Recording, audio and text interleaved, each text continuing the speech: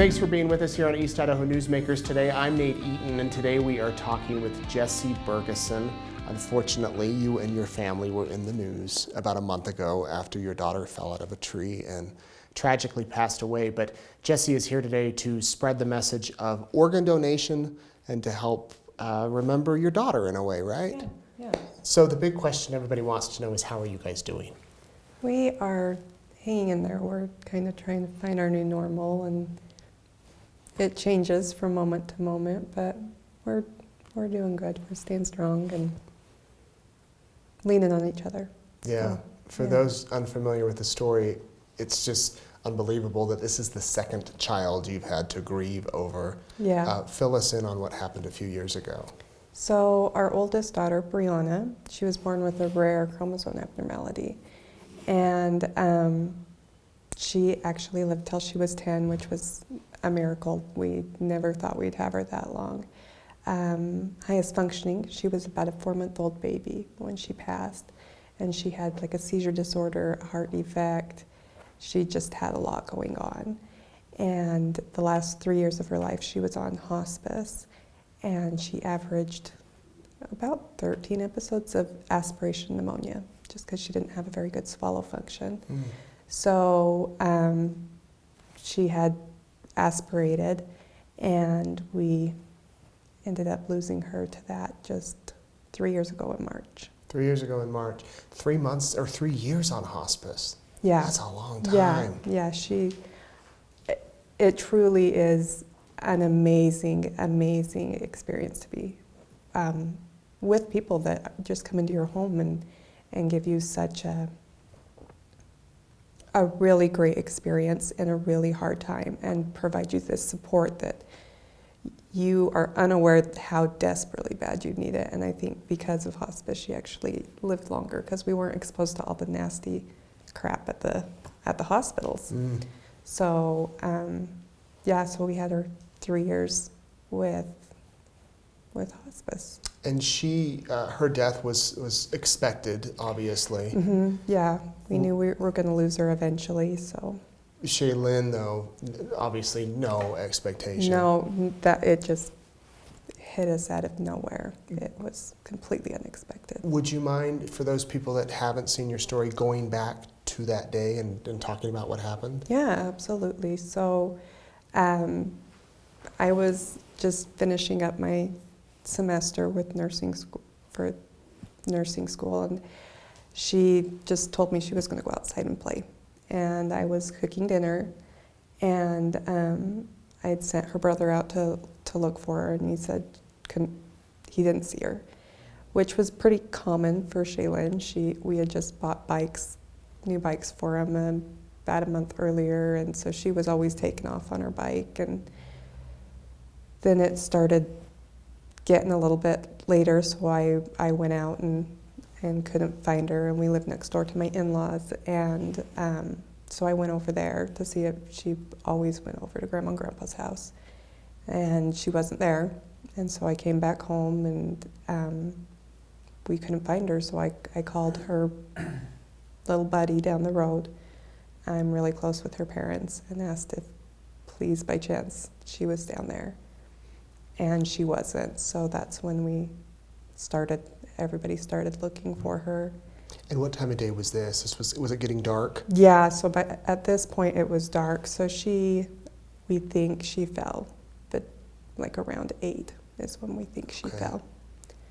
And so we searched for probably close to 2 hours, and we eventually found her, and she was actually just next to our house. She had been climbing a tree, and she had fallen out of that tree, and we had been making like a decorative curve around the grass area, and there was a piece of rebar, and she fell on the rebar, and it impaled the whole left side of her brain.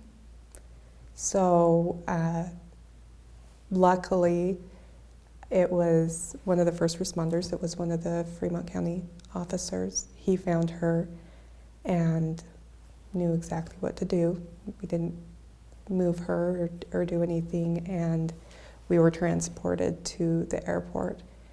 And from there we flew to Ermac, and they had the whole pediatric surgery unit up, the neurosurgeon. Everybody was prepared for us when we got there. And when they did the scans, they said, this is just beyond what we can handle here. And the rebar was still in her head. Mm-hmm. So we had been transporting her the whole time with probably a foot or two of rebar. Because you don't want to pull it out. Yeah, you can't move it. Yeah. And even in transport, they were really scared because just where it was located, they couldn't even put a C-collar on her. And so they transported us again. The helicopter never even left the hospital. They just stayed there. They kind of knew that was probably going to happen and flew us to primaries. And there I met with I was able to fly with her, and then Kurt and Tristan drove down. Talk about a long drive. Yeah, it was awful. And I met with the surgeon, and he said that he had honestly expected to tell us that it would be cruel to do a surgery. But in looking at the scans, it looked like that piece of metal had only stayed on the left side of her brain, and so there was a 50% chance she would survive the surgery. And so we decided to go forth with it. And she survived. I remember the anesthesiologist coming to me, and they were very professional, but they were also very honest with me. And he said, I am scared out of my mind for this surgery. This is, if it goes bad, it will be instantly, and there's nothing we can do. Wow. And so they told us about how long the surgery would last, and so just waiting in that waiting room, it was hell, for lack of a better word, because you want to hear how she's doing, but you don't want to get a phone call because you know then she didn't make it. So they came out and told us, and he said she survived. She did great. But we did another scan, and there was some bleeding on that right side, which I'm really worried about. And so he said the first 48 hours is going to be critical. We're not out of the woods, but we've survived this far. And by this point, Kurt had made it down there, and Tristan. And so we moved her onto the floor, or into the unit, and we were just watching, and our medical team was absolutely phenomenal. We could not have asked for better nurses or respiratory therapists or doctors. The whole collaborative team was truly amazing. And so they were doing everything they could just to keep her stable, but where that rebar went through everything, basically, her electrolytes, she couldn't hold anything, so they were putting the medicines all the way up to max, and then it would have adverse effects, so we would lower them, and they kept playing this game. So she could never stabilize. Yeah. And then I had one of the members of our church came down, and he talked to us and gave us a blessing, and I had then remembered that Shaylyn and Tristan and I had actually just had a conversation about organ donation. During the blessing? Right after. I'd forgotten about it. Wow. And then afterwards I remembered. So we talked about it, the three of us, and A few weeks prior, right? Yep. So I had saw a thing on social media. I follow a doctor, and he does a lot of really awesome stuff. He does some motivational stuff, a lot of education stuff, and just some sarcasm. And this one topic was on organ donation and how a lot of people who actually click that box on their driver's license don't get the opportunity to be organ donors because their families are unaware of their wishes, or they don't understand what organ donation is. And in hearing that, I became angry because I'm an organ donor.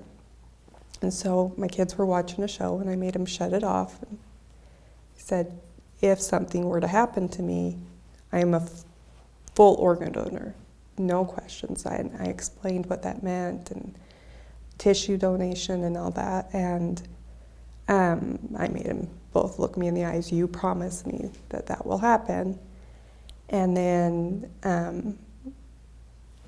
I said, Lord forbid, if anything were to happen to you, it's your choice, it's your body. You don't have to choose what Mom did. What would you like to do? And just like that, Shaylyn said, I'm an organ donor. And I said, okay, now what does that mean for you? Because is it just the insides, like your heart and lungs, or?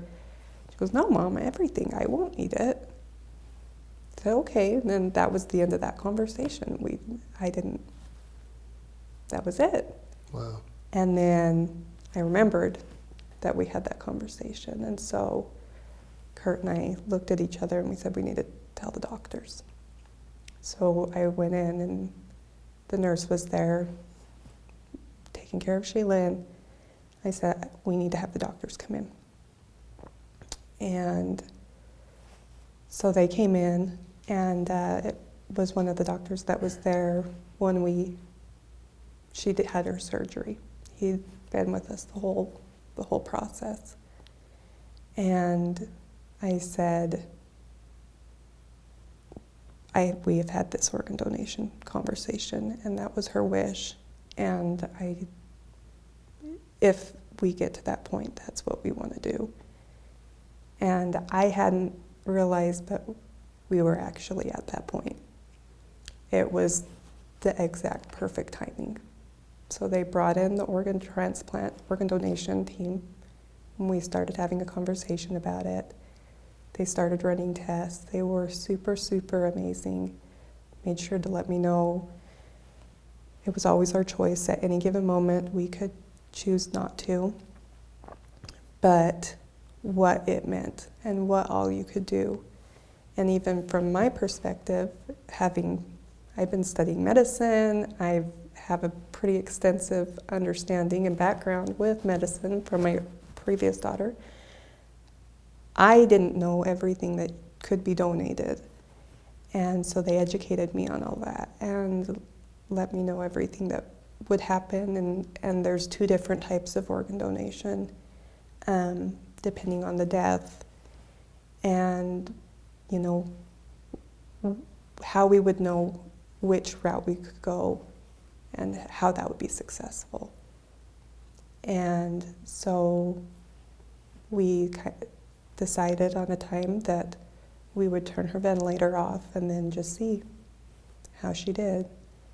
And once you do that, you have a certain amount of time before the organs are no longer viable. Mm-hmm. And then it's just tissue donations that you can do. And so they gave us that time frame, and it only took maybe 15 minutes, and Shaylyn passed. Oh my. And Kurt and I got to crawl in the bed, and we got to hold her while she passed. And the team was just amazing. They had a moment of silence before we even shut anything off. And they give you the opportunity to share something about your child, so everybody knows who this person is that's doing this. And so they took her, and we did what's called a circulatory donation. So with that, you can't do full heart. You can just do the valves, and then liver, kidneys, and tissues. And for children, that's eyes. You can't do skin or long bones yet, but you can do the corneas. So they said, we won't know till we get in there, but we will let you know as soon as we have done that, how that turned out. And so that night,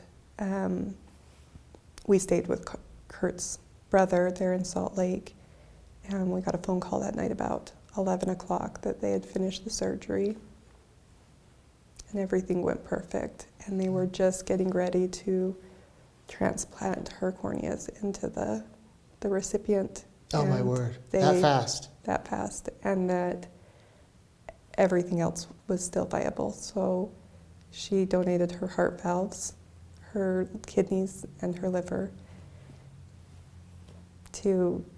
she was the miracle to 5 other families that they've been praying for. Oh my gosh.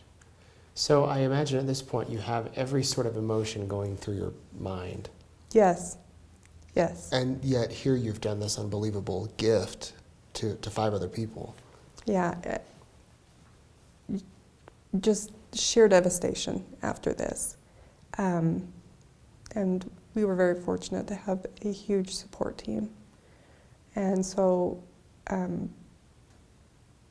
but in that moment when we got the text message, it was this incredible feeling. Like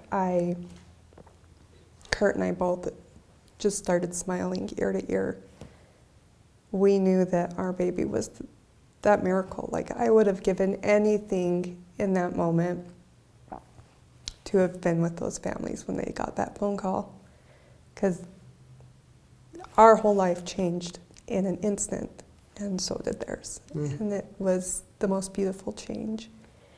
And they told us beforehand that, because we still haven't received it, but they give you generic information because you can't.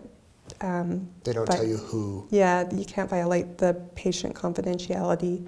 And so they just let you know, like, an 8-year-old boy received corneas, and so it's not enough that you could figure it out who that person is. But if both parties choose, you can arrange to meet eventually. And they said, you know, it is difficult for recipients a lot of times to meet the donor family because there's a lot of survivor's guilt. And so Kurt and I, we want to write a letter up to these families and tell them a little bit about Shaylyn and a picture, and just prepare for energy like you've never had, because that little girl had the most amount of energy. They're going to be running around. Yes, they're never going to experience energy like this. So you do want to meet the families. Yes, and we also want them not to feel guilty. They also are our miracle. They're keeping a piece of our baby alive. But this has been a humongous gift to them. They need to enjoy their life and live it to the fullest. And there's a plan. I don't like the plan right now, and I don't understand the plan, but there's a plan and a purpose for what's happened, and we don't want them to feel guilty. It's like, this was Shaylyn's choice. She wanted to give them this, and they just need to enjoy it. I admire your willingness to share your story, and you're so composed, and you're inspiring, I guess would be a better word. You mentioned that you each got to say something about her before she passed. Do you feel comfortable sharing that? If you don't, I understand. No, yeah. So I just told them that this wasn't us making this decision, that Shaylyn had made this choice, and that she was so full of life. She had so many hobbies. In fact, it was easier to say the things that she didn't like than what she did like.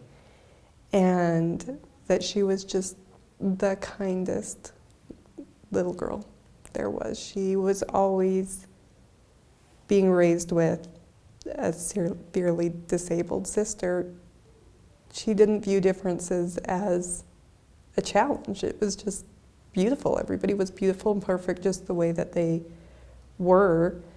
And I remember right after Brianna passed away, I had a friend take me to lunch, and Shaylyn wasn't straying far from my side, so I took Shaylyn with me. And my friend looked at Shaylyn and she goes, "Now your sissy she's perfect." And there's nothing wrong with her anymore. And Shaylyn just looked at her like she was kind of an idiot and said, my sissy's always been perfect. Mm. And that's just who she was. And so I told them, she's the love of our life. You've posted some funny things on Facebook since she passed, that the two of them are likely running around together, Yes. causing maybe a little bit of trouble. Oh, absolutely. And do you feel some people after their loved ones have died say they feel that they can feel their presence or guiding them or little flashes of that might be them? Have you had any experiences like that? Oh, absolutely. So I had, like I said earlier, I'm in nursing school, and my semester started just a week and a half after the funeral. And I just wasn't sure if I could do this. And there's a whole bunch of guilt as a mom that I've experienced because being a full-time nursing student, we were putting a lot of stuff on hold so that until I Finished school. finished school, and it was something we talked about all the time. Like, just give me one more summer, baby, and then we're gonna go do something fun. Just give me one more year, and I didn't get that one more year. And so it was those things that were incredibly hard, and I was really debating if I needed to take some time off school. And so I took Tristan in. Shaylyn had severe ADHD, and she has been meeting with a counselor for almost a year by the time this accident happened. And so I had been in contact with his counselor and had asked if we could keep her spot, and I would just put Tristan into that spot. And I took him in for his first appointment, and I went up and spoke with her counselor, and she just checked on me, and we talked about how I was doing in the experience and set up some other things. But then she said, I have this gift for you. I said, okay.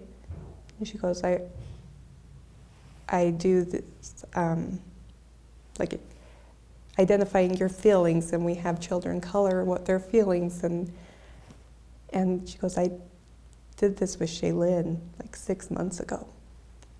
And on this, she had framed it. It was a picture, and her counselor had written different feelings, and then Shaylyn drew the picture. And for happy, Shaylyn, in very neat cursive, because she was practicing her cursive, wrote the word love, and she drew a picture of her and Brianna facing the other way, holding hands. Oh, wow.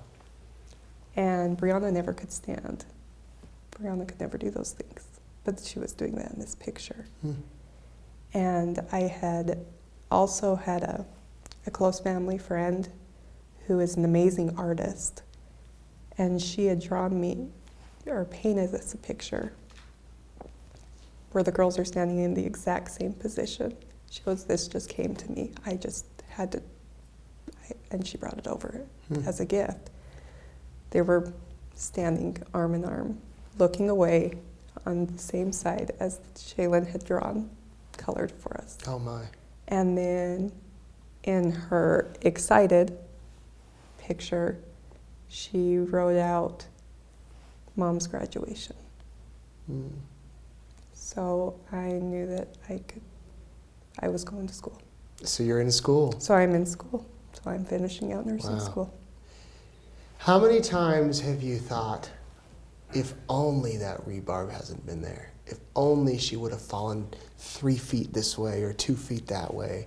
Do you do that, or is that just too much? No, we started that immediately. It would have been, if only she would have fallen 6 inches to the left. Yeah. She would have completely missed it. That's how close it was. If only I had been hanging out with her instead of being frustrated that I was making dinner and I had 8 million pieces of homework left to do, and I had a final coming up, and I don't think that anybody who's gone through something difficult, even if it's not so traumatic as this, cannot think about those if-onlys. I just think that's who we are as humans. Yeah. So after this, the story became big. I mean, there was international coverage of this. Yeah. And it kind of blew up, and before you knew it, was it that week that the Diesel brothers contacted you? Yeah. Like within a few days, right? Yeah, so I had just posted on their page because I was really worried about Tristan. And he's a big fan. And so I just had said, I don't know if you'll see this, but if you do, I kind of told him a little bit what was going on. It would mean a lot if you could send a message to Tristan, maybe a hat. It blew up, and Shaylyn's funeral was on Thursday, and we met with the Diesel brothers on Friday. And they came to you. Yeah, so we met him up at Kelly Canyon, and they gave him a razor. Yeah, like a razor. Yeah, a little Ace Polaris razor, and just seriously the most humble, kind individuals I've ever met. And they just wanted Tristan to know how loved he is, and they made a video of people sending a message out, and it was just one of the neatest experiences. And they said, you get to be an 11-year-old boy and just have fun. And we were just in awe. I thought that was cool in his message, the Diesel brothers, that he asked people to send you guys a video message, and that they got so many, he said they couldn't compile them all because people all over the world were recording you guys messages of support and love. And yeah, so the video was just amazing, and there at the end they just did these mini squares, and it's all these people at one time saying Tristan and Bergeson's all at once, and it was, I just remember we met with some family, and they were telling us about some other people they knew that were having a hard time and were experiencing some drama, and I just looked at them and said, I don't want to hear about this right now, because I can't believe how many good people there are right now. There's crappy people, but the world is filled with goodness, and that's all I really want to focus on right now. There's so many. I can't believe the love and support from so many strangers. It's been absolutely mind-boggling. you guys got a puppy, right? Yes. How's that going? We're working on potty training, but he's a love, and he's amazing, and he's been very therapeutic for Mom, which I guess makes up for the cleaning up messes, but it's been much needed little balm for the soul that we didn't know would help so much. Yeah. There's going to be some people watching that just think, I'm just, as far as organ donation, I'm scared, or they're going to hack up my loved one, and they're going to not look good during the funeral or whatever. Are there any myths that you can dispel right now about people that are concerned about that? Absolutely. So they did above and beyond to respect Shaylyn. Like I said, they did a moment of silence before we shut the machines off to pay respect to her, to acknowledge the huge gift that she was giving. They asked us about her. They asked us if there was anything we wanted to share, and then we gave them that message. Huge amount of support and just kindness. They all came up, give me a hug, and then when they get into the operating room, they do the same thing. They have another moment of silence to really acknowledge what this person is giving. And they are so meticulous and careful when they perform the surgery to retrieve everything, to make sure that they look as close to them as possible. Even going so far as, so you can donate long bones, which I hadn't realized before this. Like your leg? Like your arms and your legs. Arms and legs. And when they do stuff like that, they put in a prosthetic, like a metal or something of that nature, and sew everything back up so when we discuss that, they're like, so you might want to consider like a long sleeve dress for her. But you can't tell. So you couldn't tell that they had taken her eyes. I didn't see any incision. I could feel it when I put my hand on her chest. But there was nothing about the donation itself that made her look differently. They were very, very respectful of her body and of us to make sure that she was honored in the most beautiful way. So that's good to know. I hear that a lot from people that I'm not scared, especially when it comes to the eyes. You know, that your eyes, they might look different or hollow or whatever. But yeah, and like for skin donations, they take it from the stomach. So they really stress that when we were talking to them, that they do everything they can to make sure that the donor looks, they're not defiling the body in any way. How are you getting up every day and moving forward? The puppy helps. You have to get to up go or you'll have a outside. mess. Yeah. That helps. And we're finding purpose in other things. But some days doesn't happen. Some days I move from the bedroom to the couch. But I feel like in this I was given an amazing opportunity, and it is a pretty big obligation to speak out more about organ donation. When I told the team that we had that conversation, they told me the most heartbreaking thing, and that was they'd never had somebody do that before. We were the first. Nobody had talked to their children about that. Oh my, wow. And so it was always just the parents making that decision. And I knew right then that this needs to be something that it's a normal conversation. It wasn't a difficult conversation when we had it. It wasn't gross when I did explain tissues and eyes, both of my kids go, "Oh, that's gross." I'm like, well, I don't need my eyes anymore, and that just means somebody else gets beautiful brown eyes. Mm-hmm. Oh, and then it was fine. That was as gross as the conversation got. It wasn't awkward, and it needs to be talked about. And then also, because God forbid, I don't want anybody else to have to make this choice with their child, but then your children know about you and your wishes.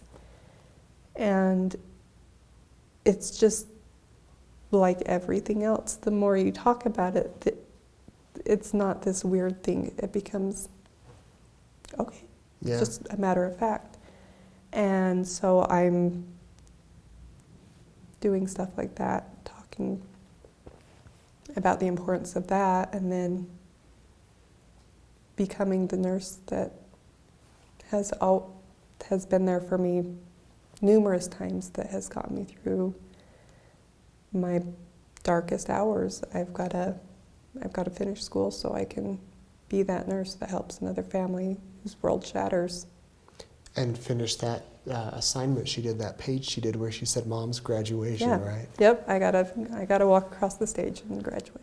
Is there anything that you want, well, first of all, hopefully everybody watching now will have that conversation about organ donation, because there could be potentially tens of thousands, hundreds of thousands, however many people view this, that because of you today, they're impacting who knows how many lives.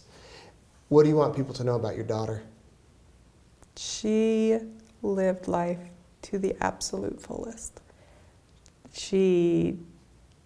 Nothing held her back. She never stopped doing something because she was afraid of being new at it. It was her biggest fear or flaw, I guess you will, is that once it was no longer fun, we didn't do it anymore. And that was cleaning. That was cleaning. So she just was like a human tornado through my house. But she viewed beauty in everything. And she loved people for exactly who they are. She was always, I've had so many parents approach me who have either a child who was struggling because they were being bullied, or a special needs child who just, one of them, she has an autistic son that's severely autistic, and he doesn't have friends. He knew who Shaylyn was. Shaylyn was nice to him. Mm. She loved and helped everybody out. That's how we all need to be. We all need to,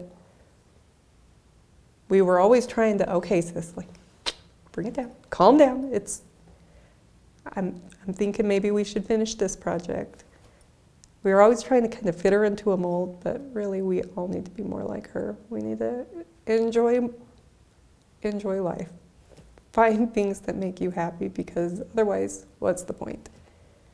And love everybody for who they are.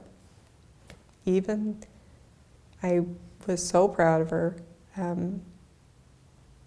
There was this one little girl that we've been struggling with for several years. I think she has a pretty hard home life, and she was a pretty big turd to Shaylyn. And they went on a field trip, and Shaylyn came home and she said her mom forgot to pack her lunch. And so Shaylyn split her lunch in half and gave this little girl, who's been total butt to her for years, half of her lunch. Because that's just who she is. Wow. That's who we all need to be. Well, she's going to continue to inspire people long after her death. As are you and your family. Please send your husband and Tristan our best. Absolutely. Hopefully they're doing okay, and we're glad that you could come in here and talk with us. We're going to put some information down below about organ donation that you can click on, visit those websites and learn more. And you know, one nice thing about Jesi is you've accepted probably a lot of Facebook friends of people you don't know. You're very open to taking questions and engaging in conversations. So absolutely. I hope I just didn't invite the world to contact you. No, contact me if you have questions. Yeah, if you do, she'll probably respond. Thank you so much, Jesi. Thank you for letting me be. Of course. And thank you for watching. Have a good evening.